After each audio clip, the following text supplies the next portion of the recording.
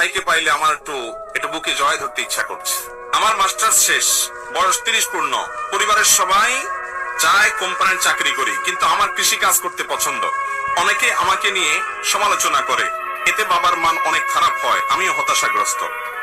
আহ, এত সুস্থ এবং সুন্দর চিন্তার মানুষ, যুবক আমাদের দেশে আছে মাশাআল্লাহ। ভাইরা আমার, আমাদের মুসলমানদের মধ্যে কেন জানি গোলামি করতে খুব মনে চায়।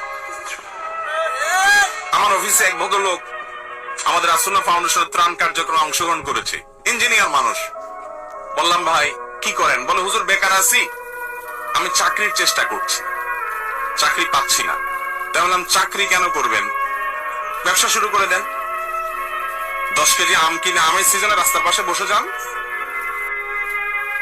সাধারণত একটা শিক্ষিত ছেলে এটা শুনলে অপমান বোধ করে, হুজুর আমি তো আপনার কোনো ক্ষতি করি না, আমার এই ছোট করলেন কেন আপনি?